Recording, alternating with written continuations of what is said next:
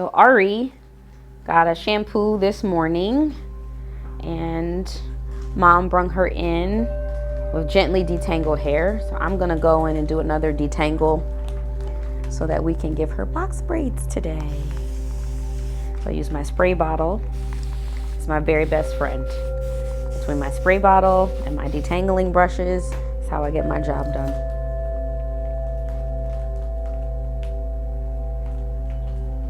So gently section the hair.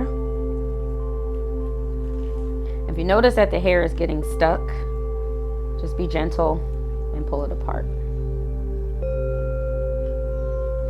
Just like that. Use this wide brush first. And I hold the hair at the ends to create tension so that she doesn't feel what I'm doing. And you just see how the hair just goes right through the end of the brush. And you work your way up to the root while holding to create tension. And just go slow, take your time. And then I go in with my second brush.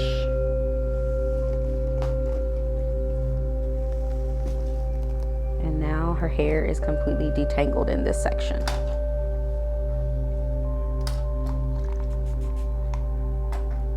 Okay, Arby, hold your head down, chin to chest for me. Good job.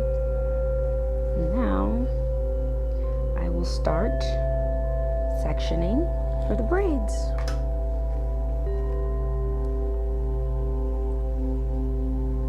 I'm gonna use a little bit of Influence styling foam.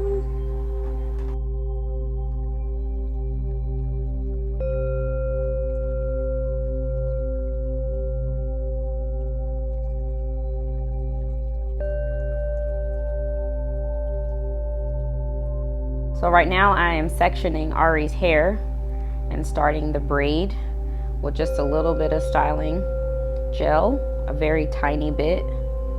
Put it at the root here, and I just continue to braid down until I get to the end. And then once I get to a comfortable spot, I'm going to put the rubber band on, and I call it the tornado method. I'll show you that in a second. If any point at time that the hair feels like it's drying, you can just spray it with water to create more slip for your fingers and continue to braid down.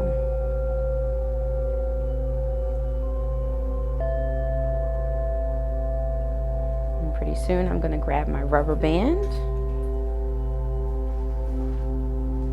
I'm going to use this one to measure so that they're pretty much in the same spot. I'm going to take my small rubber band and start here, and I call it a tornado because it starts at the bottom and I work my way up. Also without choking the hair or doing it too tight. And so when I'm finished, I comb down, twirl it around my finger, and let the curl go. So, there we have it.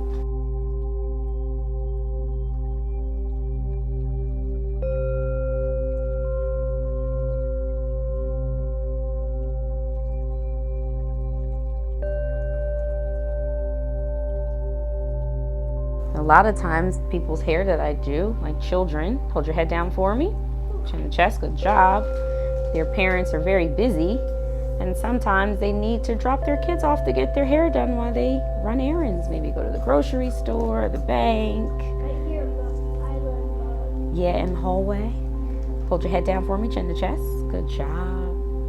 So you see me drag all the way down. It's to make sure that the hair doesn't get tangled. So sometimes the hair does get tangled and you just go down the shaft of the braid. If it gets too tangled, you can always take your comb and detangle. So if at any point in time you get nervous or you get all turned around in this style, you can always restart. And be patient patient with yourself and take your time.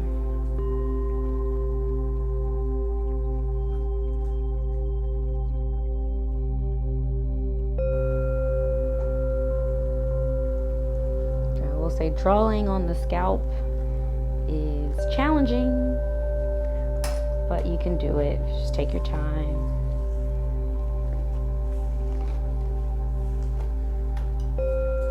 Oh, there's a rubber band. Don't need that yet. So I'm doing a pattern that's called bricklay. And with doing this bricklay, that means each braid will be on the same plane horizontally, but vertically they'll be in between the other braid.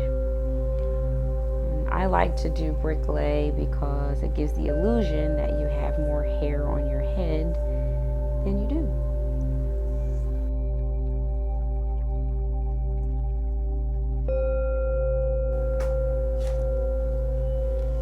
So with this section, you can either split it down the middle or do one braid. So I'm going to have a little fun and just do one braid. Your braids will hang out on the sides. And then you can move them over, do ponytails, do one ponytail, 3 ponytails. So you can have some fun, okay? Have fun styling your braids, because you're gonna be able to wear this hairstyle for a couple weeks. Gonna give mama a bit of a break, right? From doing hair.